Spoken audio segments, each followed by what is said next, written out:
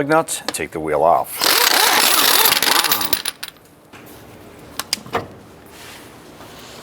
Using a 21mm socket, go ahead and remove the nut off of the ball joint.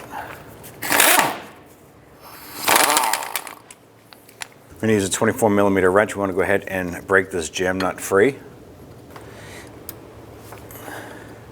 All right, so with that jam nut spinning, the inner tie rod is spinning with it as well.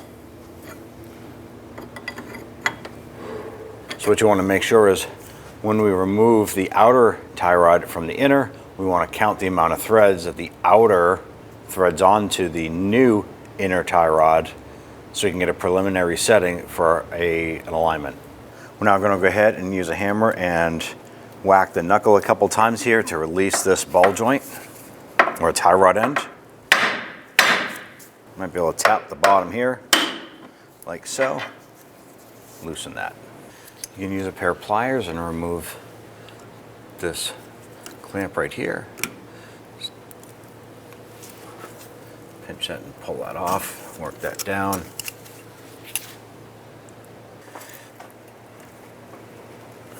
So inside there is a metal band that is holding this boot on.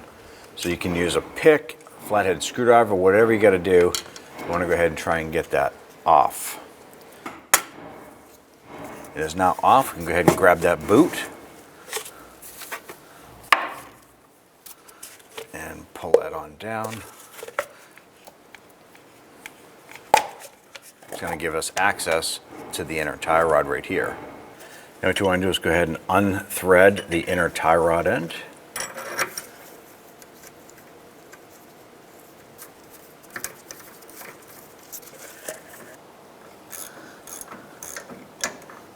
Now with the inner tie rod broken free from the rack, we'll go ahead and pop this out. We'll go ahead and spin the whole unit right out. We're going to go ahead and count the rotations taking the tie rod end off so we can go ahead and put this onto the new tie rod with the same thread count. 1, 2, 3. About 26 to 27 threads.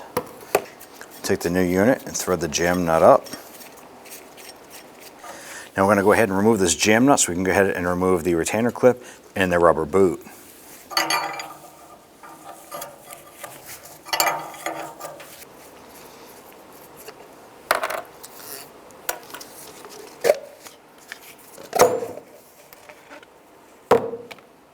And what you want to do is take the little grease packet and we'll go ahead and squeeze that inside.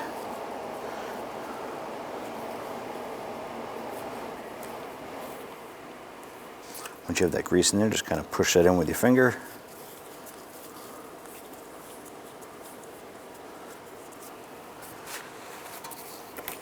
Go ahead and install your boot.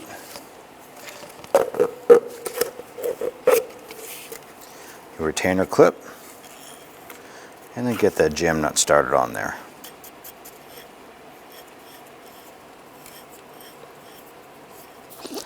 Once you have the new inner tie rod threaded into the outer to the designated thread count that you had, go ahead and just bottom out that jam nut by hand. Let's go ahead and get this installed.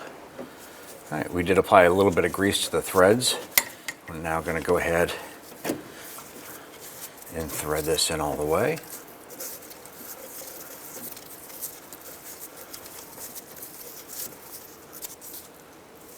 All right, once that bottoms out, I'm going to go ahead and tighten that down.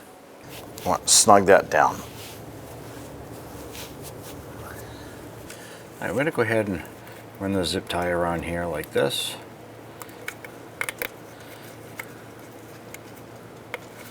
Get that set up and put on. Don't want it too tight. You want it to be mobile. I'm going to go ahead and slide the boot in. And we have to get that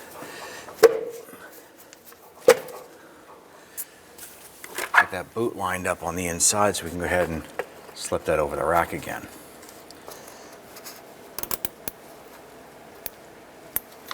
Once that tie is snugged up, go ahead and cut off the excess.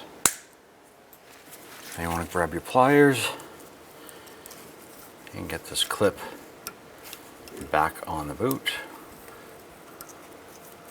Now I'm going to go ahead and get the outer tie rod back into the knuckle. Go ahead and get that nut put on. I'm going to go ahead and snug that down. Now we're going to go ahead and tighten down this nut to 70 foot-pounds. We're going to go ahead and tighten down that jam nut. Now if you have the ability to do so, you want to torque it to 55 foot-pounds. We're just going to go ahead and snug that down. Once you have that jam nut tight, you want to go ahead and make sure this tie rod end is level. Now you want to go down and get an alignment performed on the vehicle. Go ahead and get that wheel installed. Go ahead and snug these down.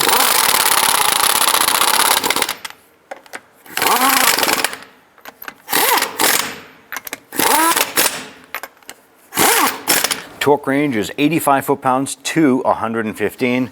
We're going to actually torque these to 100 foot-pounds. Do this in a crisscross pattern.